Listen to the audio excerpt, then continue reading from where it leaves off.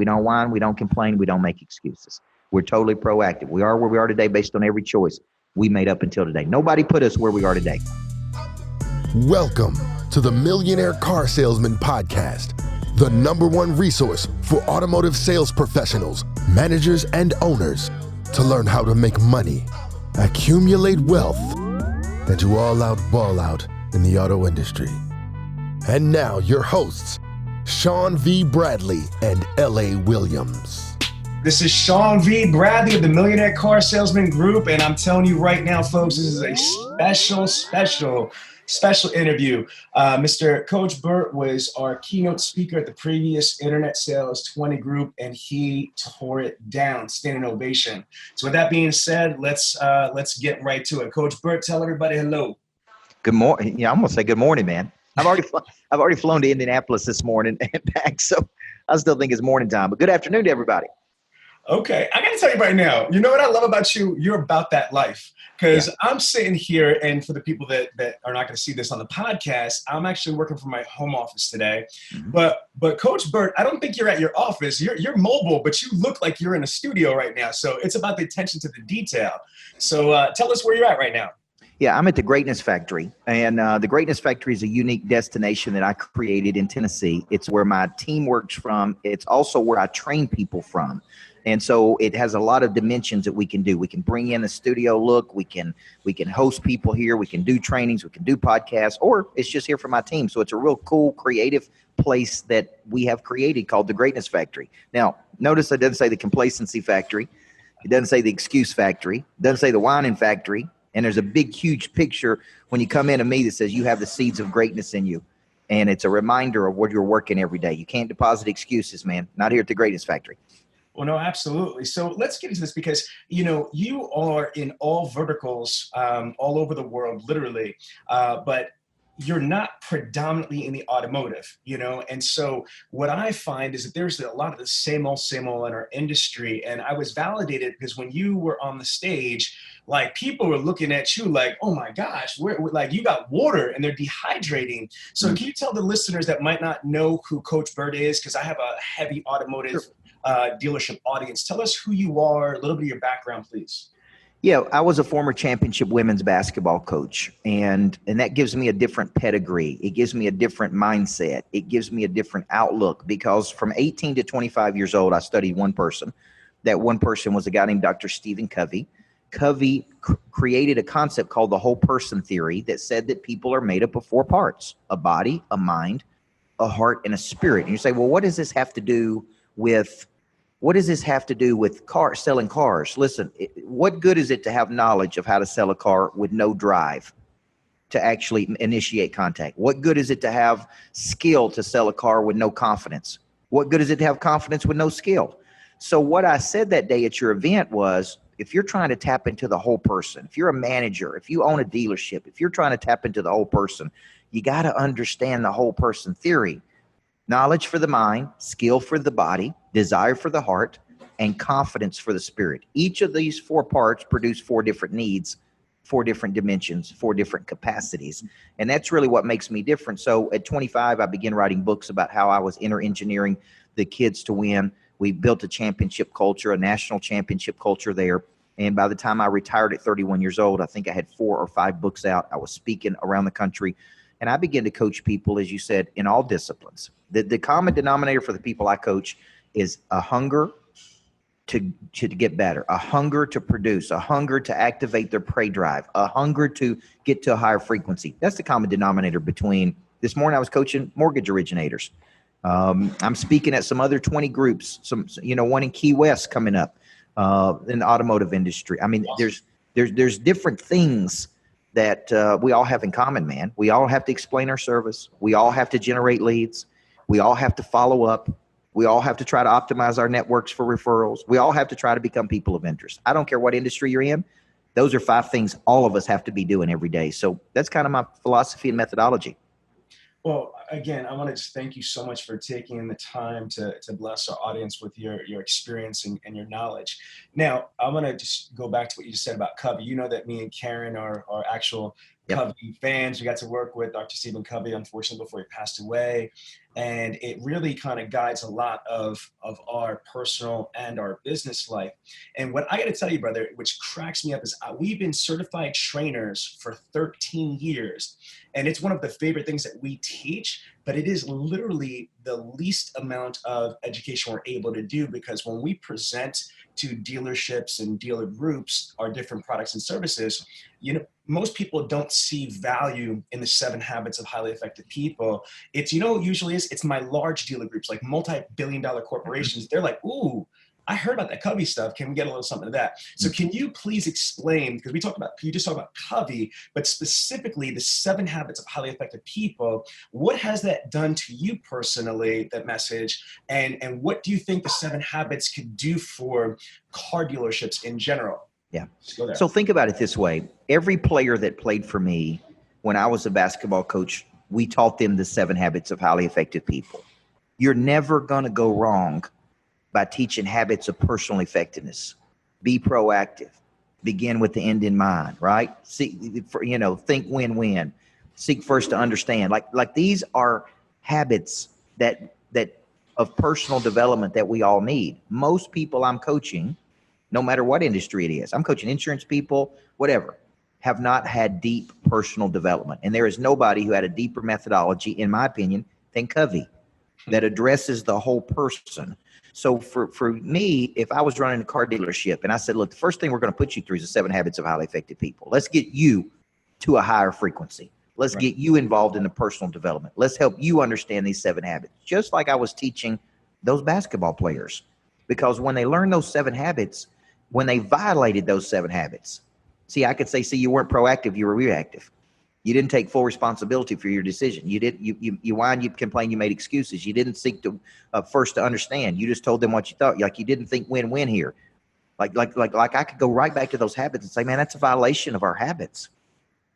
I would be teaching everybody those 7. You will never go wrong with those 7 habits. So think about it this way. Your people at your dealership will sell more when they are personally much more effective in their lives. They have good control of the body, the mind, the heart, and the spirit. They're working daily on their knowledge, on their skill, on their desire, and on their confidence. So what does that look like? For the body, every day you need to be doing something. For the mind, every day you need to be learning. For the heart, every day you need to be engaged in passion, pray drive. For the spirit, you need to be tapping into your spiritual nature. Like a whole person is tapping into all 4 parts of their nature. So I think that's one of the most valuable things that you would, because once you get that part right, the sales is going to be easy.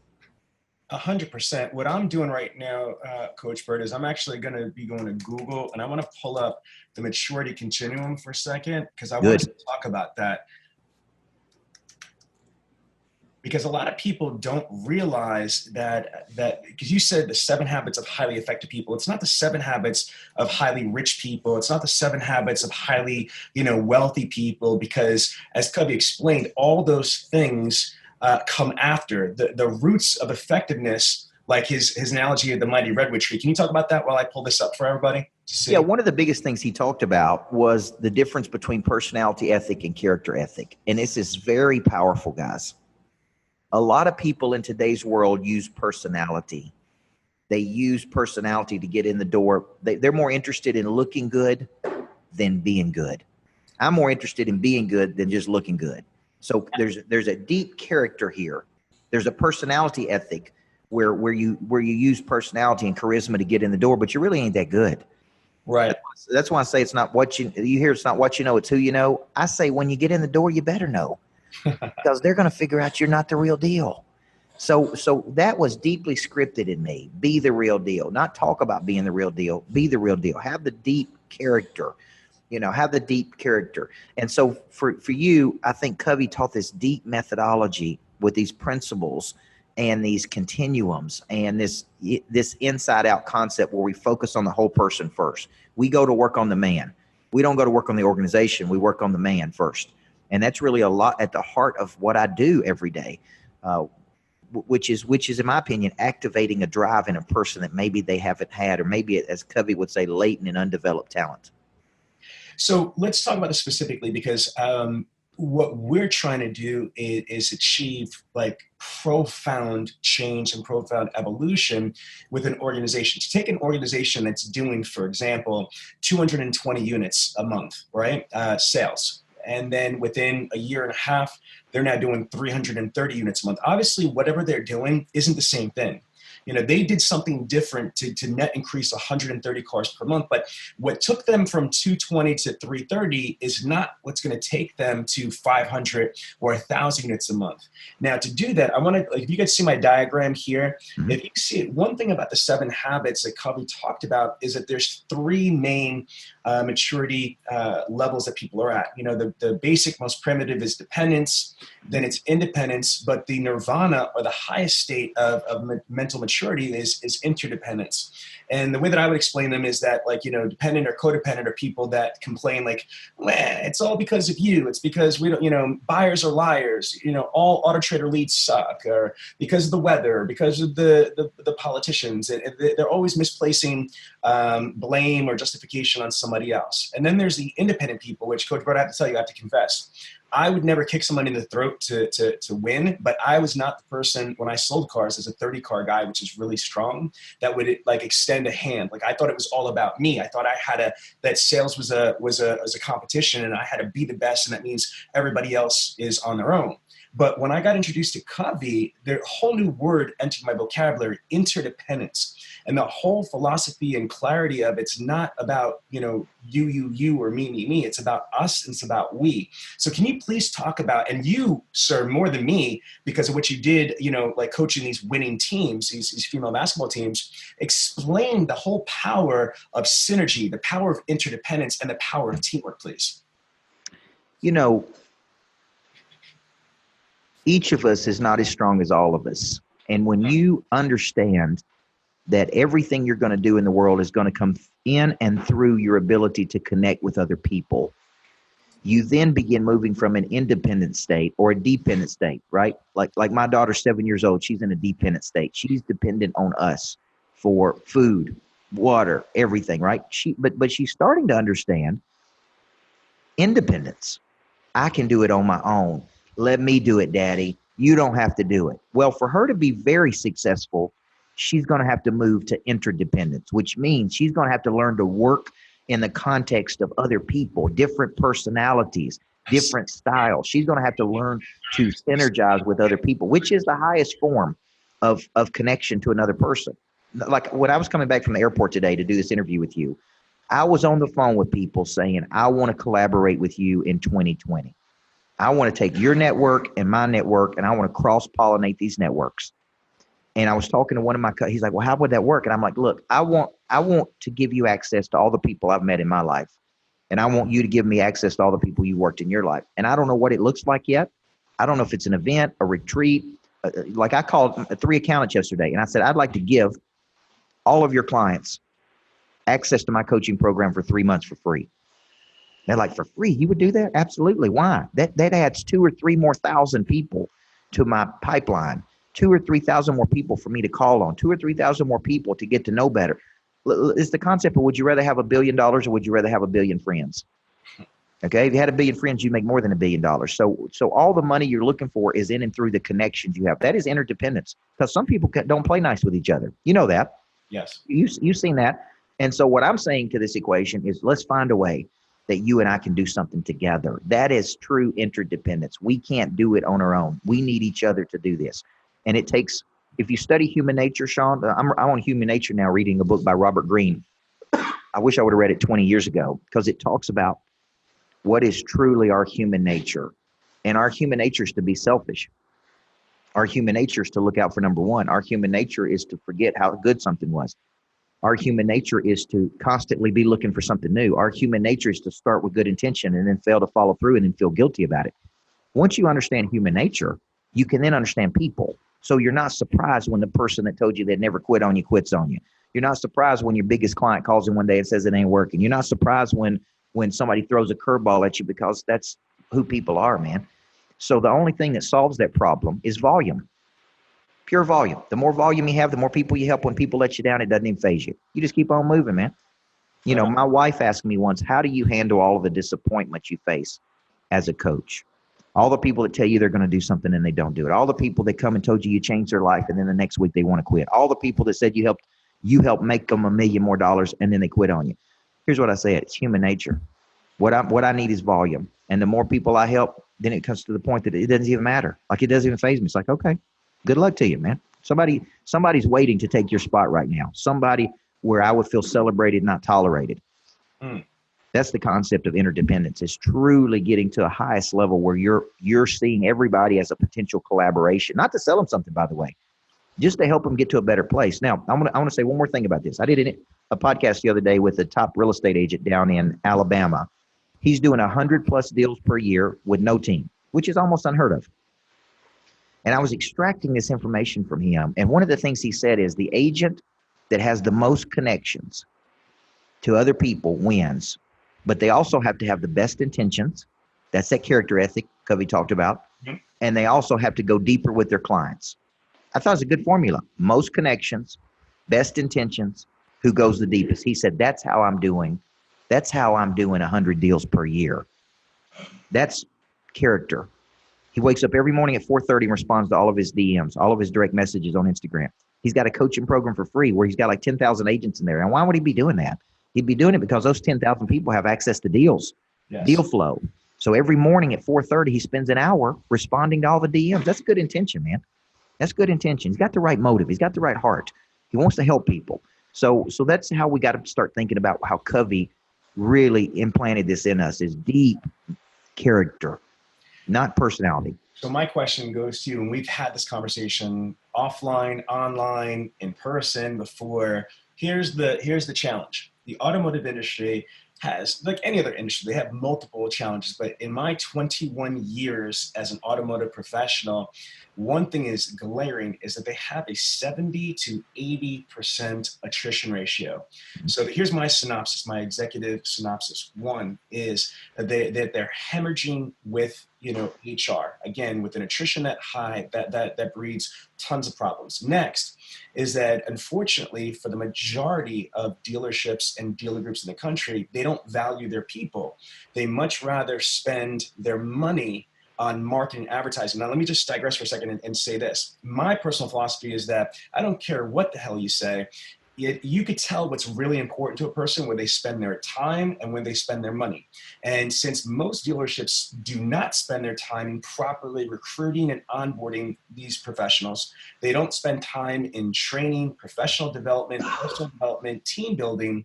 And what they get is a mediocre employee that they blow out and replace. On the flip side, they rather spend all their money in marketing and advertising and throw shit against the wall with sticks. So with that brief synopsis, and I know that you've already had some experience with car dealerships. What is your advice coming from your world? How can we stop the craziness? How can dealers going into 2020 start making changes? Where do they start, and what's the roadmap, Coach? If they invested time and energy and money into their people, they would move from selling X number of cars per month to the cars that they want to sell. Like I've been looking at new cars, right? At Denali's, Escalades. And I'm talking to the car dealer. They said, we're going to give you our best salesman. We're going to give you our best person, Coach Burt. Great. I asked him, how many cars are you moving a month? He said 20. I said, great, man. You're moving 20 cars a month? Do they train you? Nope. Do they have any coaching? Do they have any retention programs? Nope. Do they do anything? Nope. Listen, I told him I wanted to buy 2 Escalades. Okay. Or at least 2 Escalades. I want to go in there and I want to get it. I told him that I wanted to do it. Okay. He followed up with me maybe for a week after I left the dealership, maybe for a week, and a very weak follow-up. I told him what I wanted. I'm a qualified buyer. I'm ready to do it. And he hasn't been coached in follow-up. So how many more cars could he sell if he was coached, if he was trained, if he knew how to talk to me, if he knew how to follow up with? Here's the deal, though. I want you to remember this. It's not just the referrals from the current customer. It's the referrals of the referrals that can help you grow to a ridiculous level. But that's not going to happen if you don't have a touch system, you're not following up properly, you're not answering questions. So these dealers, and I know I got a dealer that lives in my subdivision, and I'm always banging on him about, man, let me train your people, man. Well, that's an expense. It's not an expense. It's how much money is it costing you?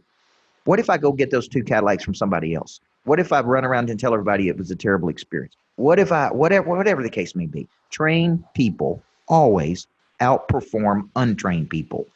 Coached people always outperform uncoached people. So if you took that same money you're putting into marketing and advertising, I'm not telling you not to market and advertise, but take a percentage of it and put it into your people. Now, let me give you one example.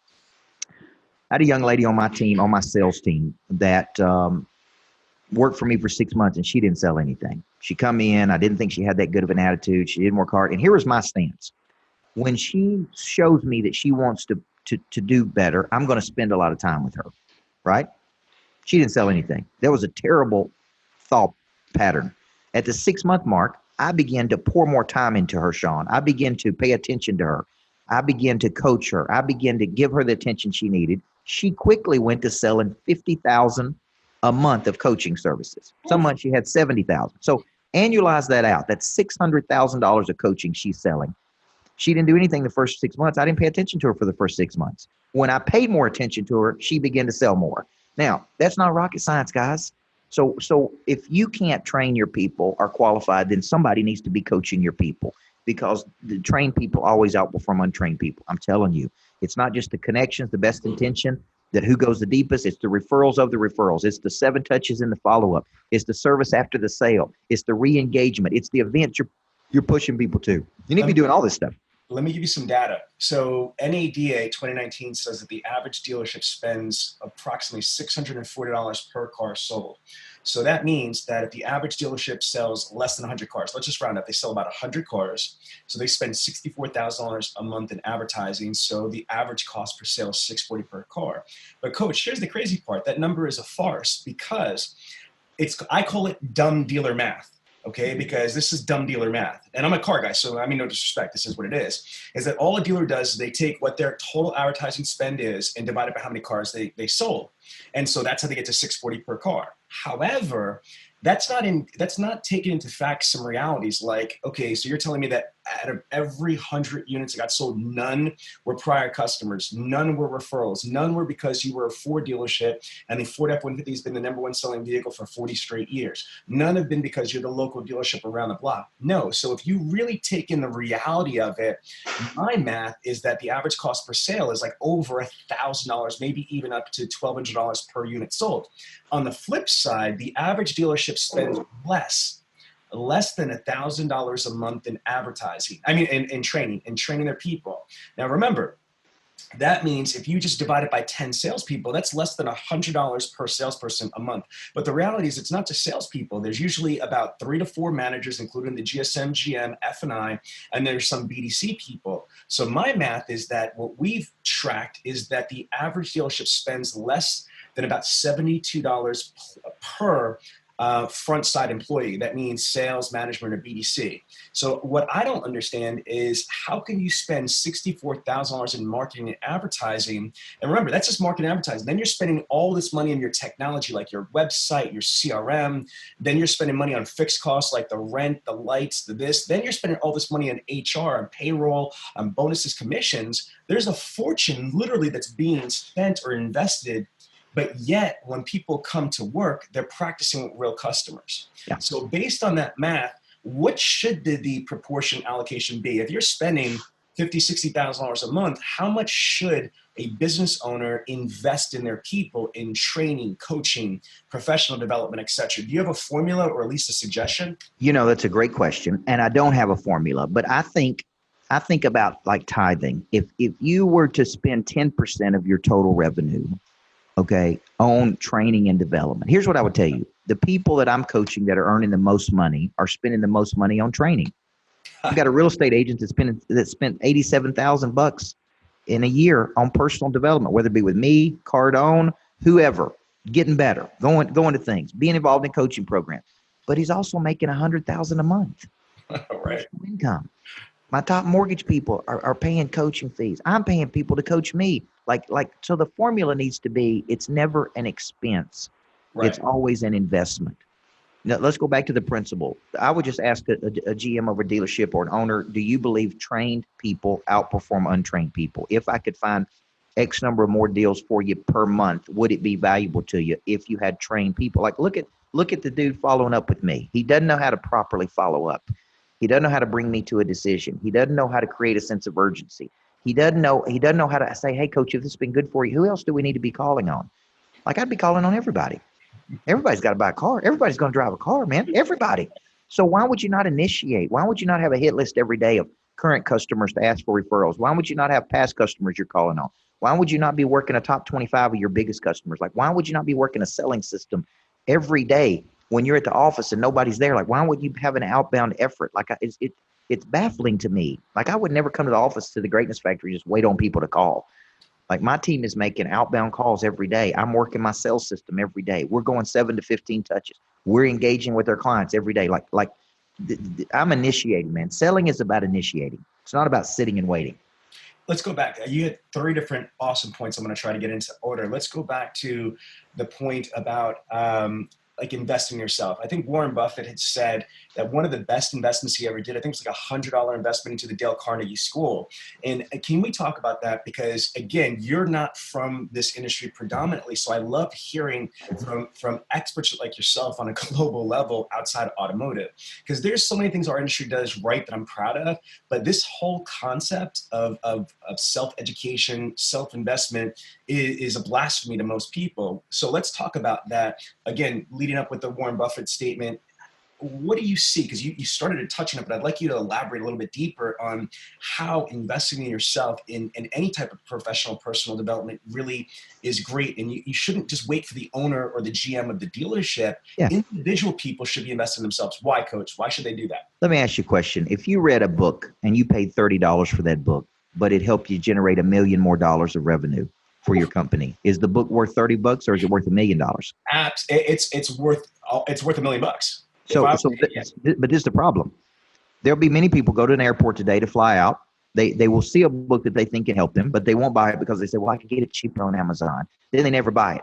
Right. You got to get out of this brain. Okay, let's go back to my story of origin as it related to personal development. At 18 years old, I didn't know anything about personal development. I was doing good things in high school and I went to college, but it was a coach that said to me, if you don't read another book this year, read the 7 Habits of Highly Effective People. Read First Things First and pick up First Things First while you're there. So I go to the bookstore. I never bought a personal development book before. I buy this and I didn't understand it, man. Sean, you can understand. I'm 18 years old reading Covey. Right. I mean, I thought a paradigm was a paradigma. I mean, I'm like, man, this is deep, man. We didn't talk about paradigmas at my school. I don't even understand what the dude's talking about. Character ethic, personality ethic. But I said, man, I'm going to go back and read it again. And I'm going to read it again. At 25 years old, I went to my mother. I was a high school basketball coach. I was making $24,000 a year. But I said, I want to learn from this dude, Covey.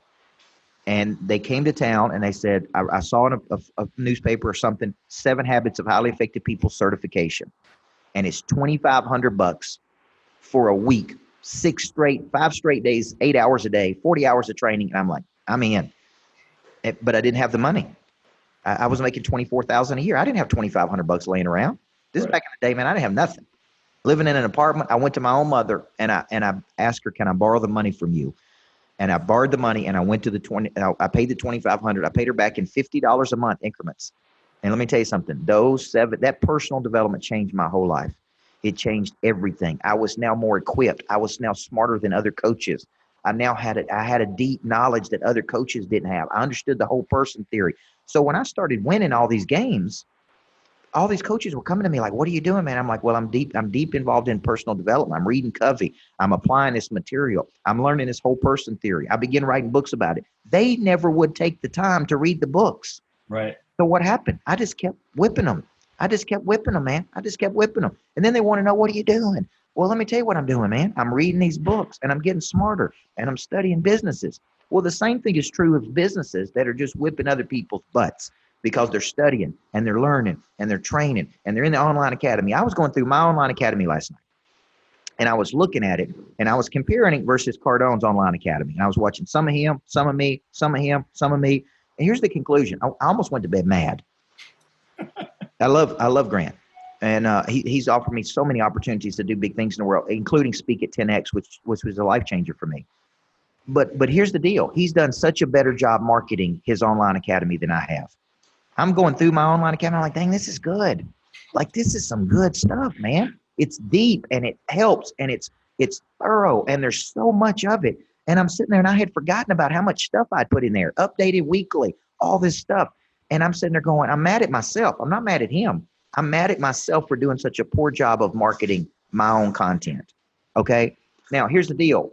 I know that when I'm doing that, when I'm watching that, I'm getting better. When I'm watching his stuff, I'm getting better. I'm like training is making me better. Training is not something you did one time. It's something you need to be doing every day. Military trains every day. World-class athletes train every day. Top salespeople train every day. If you want to be world-class, you got to train every day. Okay. And that's just the piece. Now, whether your dealership pays for it or not, you should never put your destiny in the hands of other people. Amen. Why would you take Why would you take your future and say, well, if the dealership will pay for it, I'll do it? Like I hear people will say, I get in your coaching program, Monster Producer Coach, if my dealership paid for it. Here's the deal. Dealership ain't in charge of your life. Yes. You are in charge of your life. And even if you get into the program, I'm not going to turn your life around. You're going to turn your life around. It's not up to me to do. I'm going to give you the tools to use to produce at a higher level. Now, it's totally up to you to take these and do something with them. Like people get into coaching programs or training programs. They say, well, the program's not moving the needle in my life. No, you're not moving the needle in your life. Because if I took the same information, I could get a 40% increase with it. And I could show you 35 examples of 35 people that are using the same information you said that didn't work and are getting significant increases with it. So is it that the program ain't working or is it you ain't working? Okay, we know the answer to that. So let's go back to Covey. Covey said, be proactive. Proactive means to take full responsibility for your lot in life. Reactive people blame other people. They take their destiny and they say, well, they didn't give me this and they didn't give me that and they didn't give me this. Listen, if you go back to the Bible, it talks about when Jesus is commissioning the disciples to go from city to city, one of the interpretations says, you don't need any equipment. You are the equipment. Like you don't need anything other than you. So I hear people say, well, their flyers ain't working, or our website ain't where it needs to be, or management team didn't give me this. Look, you got to get all that out of your brain. You got everything you need. You are the equipment. All you need is this phone right here. All you need is this phone to make outbound calls. That's all you need. This is a mindset that I try to implant in the students I coach. We don't whine, we don't complain, we don't make excuses. We're totally proactive. We are where we are today based on every choice we made up until today. Nobody put us where we are today. Amen, man. Listen, I love listening to you. Matter of fact, I learned a couple things from you, from your workshop that me and my people attended. By the way, thank you again. You put on one hell of an event. Thank you. Talk about the top 25. Okay. I've never really thought of it like that before because I've never really had my own coach. I just had a FITFO, figure the fudge out. I'm a car guy. I'm like from the streets. So for me, like I'm hunting and killing and that's how I'm surviving. But I thought about that and I'm like, damn, that was fire. I have not even had a chance to even tell you, Coach Burt, about that. Like I really want to get some structure on that. Can you explain your concept? But like, I really believe that most car people don't have this philosophy on the showroom floor or management, but they really should. So I love this. So this is a good nugget, folks.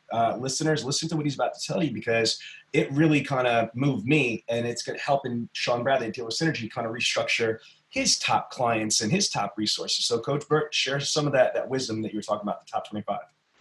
All right. I want to go back to when I was a basketball coach. I had plays and the plays were preset.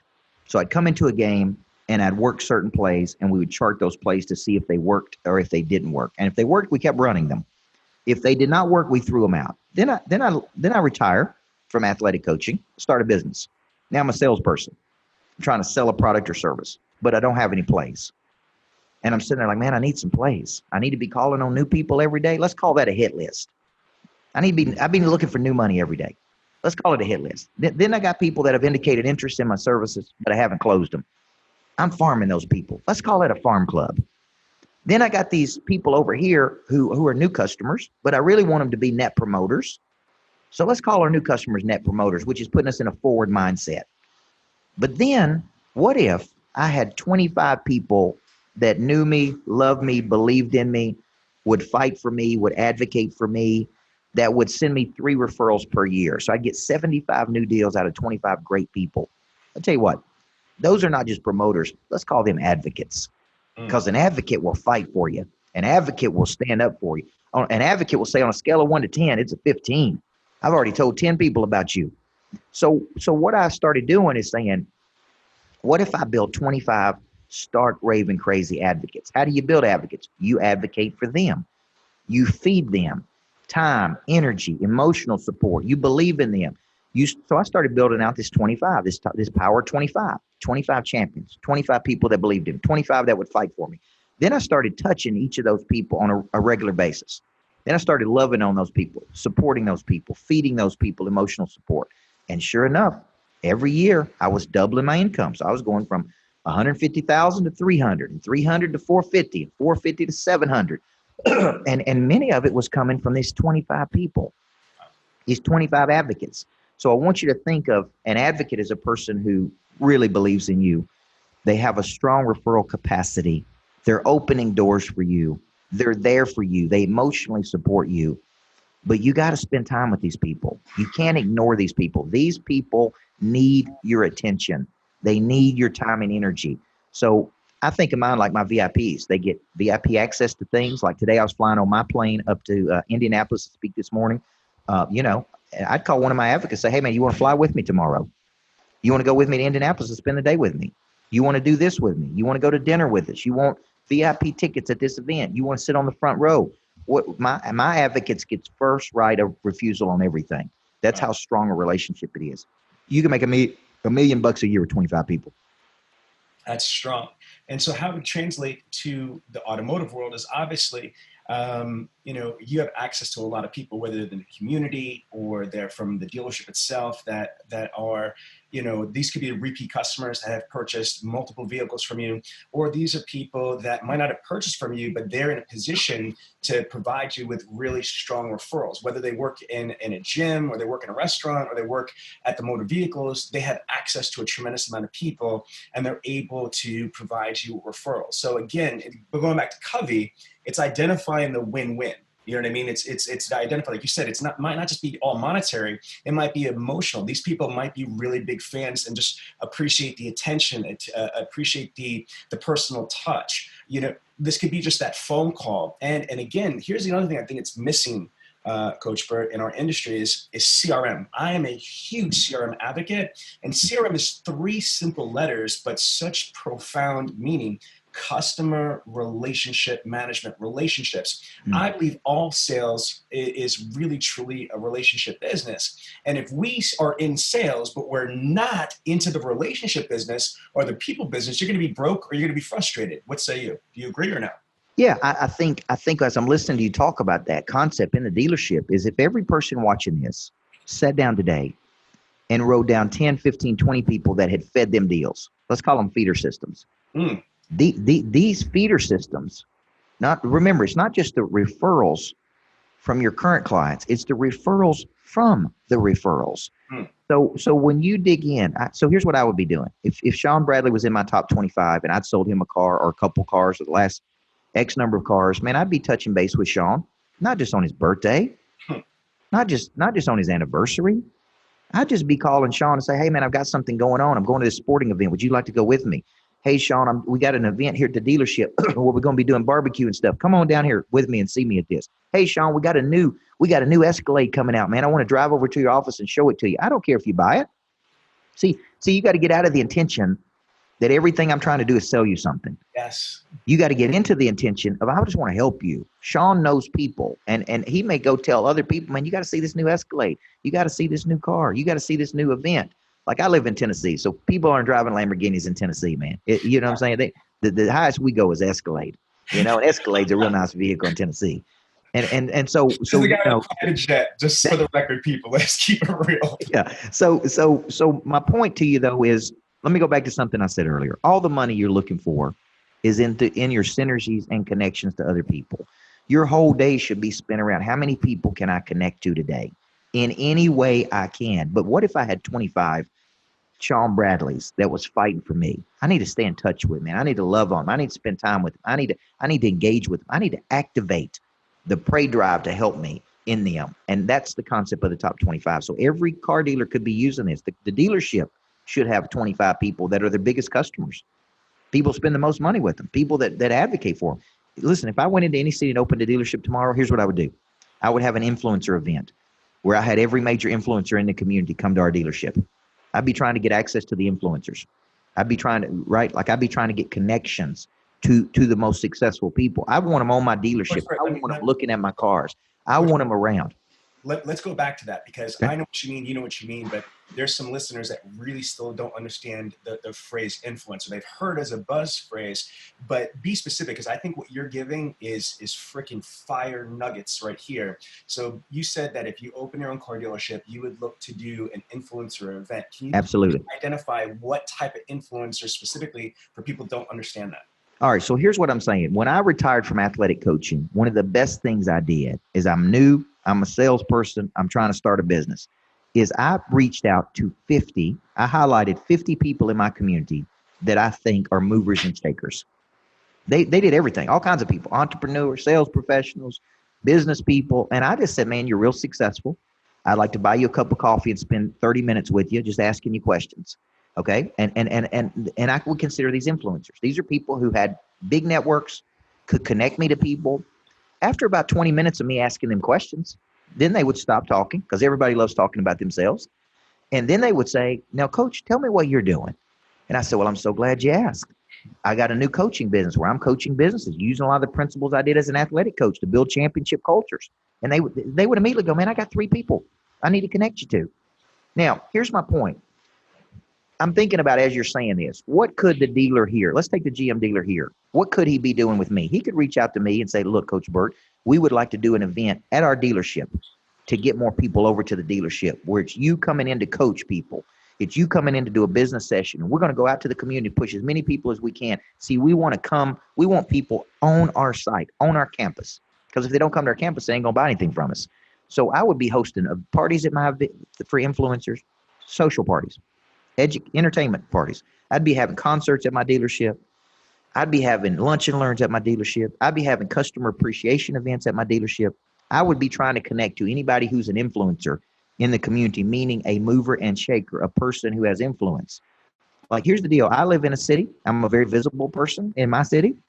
I'm out there constantly moving around. I got a $100,000 Mercedes Sprinter van I drive on. It's got a big picture of Coach Burt on it. How many dealerships do you think have ever called me and say, Coach, we would like to be involved with you in some way? How can we sponsor something? That's crazy. Zero. Right. I've lived here for 20 something years, man.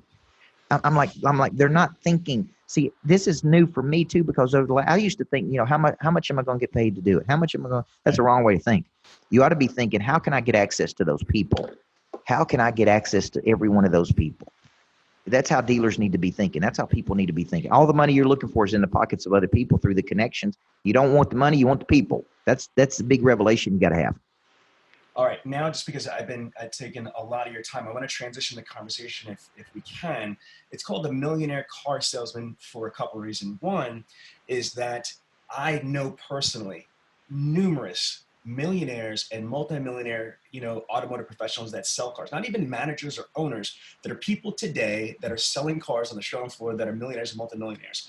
You're obviously very successful. You talked about not having the original $2,500 for the Covey training, and to now where you have your own private plane and you're flying all over the place. So first question is, what type of mindset do you have to have in order to become a millionaire? You know what I mean? Like it's like, I guess, a champion. There's a difference of playing the game versus being the champion of that game and being a recurring champion. So can you just share with us, what does it take to be, a millionaire? All right, that's a great question. And I've got a new book coming out called Single Digit Millionaire. And what that means is your net worth is between $1 and $10 million. You have built a net worth between $1 and $10 million, okay? So to have a net worth between $1 and $10 million, you got to figure out how to make some money somewhere. So I have a formula I talk about in that book. And the formula is spend a decade refining one hard skill. And a hard skill is a primary skill that solves a problem for other people that you become great at. My first one was coaching people through the whole person theory. See, here's the translation. When I was 25, I wrote a book about how I was engineering kids to win. Where did the engineering come from? Covey. I've spent 7, 8, 10 years refining that skill. I then go out to speak. I speak for an hour at Dell Computers. They paid me more in an hour than I made in a whole month coaching basketball. What were they paying me for? My hard skill. See, a lot of people, most car dealers, most salespeople do not have a primary hard skill. That may be communication. It may be how you overcome objection. It may be negotiation. It may be connectivity. It may be like you have one skill that you are a master at. Now, what happens when you have one skill that you're a master at is you begin building demand, and people want that skill. So the next thing you know, you look up and you go, oh my goodness, I got 300 people who's calling me. 300 people want this skill. 300 people are following up with me. Now I've got a network of people. So step one is I got to build a primary skill. If you want to make $1 million a year, okay, number one, you got to build a primary skill. That is you are the best at what you do. Like my whole skill, I try to be the number one guy in the world at activating the prey drive in other people. Okay, that's my skill. Where did that skill come from? 27 years of coaching people. If I build enough demand and that skill is strong enough, I can get to the point where I charge whatever I want for that skill. 100,000, 200, 300,000. If I can prove to Sean Bradley that I can make him $5 million, all he's got to do is give me $1 million of it. He'd take that deal every day. Absolutely. Everybody would. Absolutely. So my point is the first step that this is what's happening in the Instagram world that really bothers me. There are people out there who are skipping the first step. They've never built a primary skill. They are then trying to coach other people on how to do something they haven't even done. You follow what I'm saying? And people are buying it. Right. Like I can't tell you how many coaches are out there, people that say they're coaches and they've never won anything or built anything or earned any money. Like you need to get to the point where you do it. Right? That's the hard skill. That's a decade of that. Step two is the second decade, building a network, because all of your net worth is tied to your network. Like through my networks, like I am now about to have a call center where I've got 30 to 40 people making outbound calls for me every day. They're gonna acquire customers. They're gonna conserve the customers. All I got to do is coach. That's going to multiply my sales team by thousands of phone calls a day. Okay. Now, where did that come from? It came from my network. One of the insurance people I'm coaching that are masters at call centers. So what did they come to me for? To coach their people through the whole person theory. See what I'm saying? It's all connected. Yes. Then step three of becoming a millionaire is leveraging your network, taking money from your business, the excess cash that you make. Okay. I remember when I woke up and I had $100,000 in my bank account. Then I woke up one day and had 200,000. Then one day I woke up and had $900,000 of cash. And I'm like, dang, where'd all this money come from? And it came from working my selling system, delivering a skill. Then I started going, I need to be reinvesting this money. I need to be using this money. Like it's stupid to have that much cash. And so what I started doing is buying real estate. Then I started buying unique kinds of real estate that drove up my net worth significantly, where I was using that real estate for my coaching business. I call that intentional congruence. I was taking money from my coaching business, buying real estate that was appreciation. People were paying it down, and I was using it to do retreats. So I would take a piece of real estate, put $200,000 down on it, and within 6 months, make $500,000 by using the real estate. Well, here's the deal. You can't get involved in plays like that unless you have a hard skill and you're generating enough money. Does that make sense? Absolutely. So step one, hard skill. Step two, build network. Step three, leverage network to put bigger deals together, and then decide how you want to reinvest it. Now I'm reinvesting a lot of money in my business, new people, more marketing, more expense, right? But I'm also buying more real estate. I just bought a place in Nashville to do the retreats. I got a lodge. I got a place in Florida. So my point is, I like using real estate to generate more money.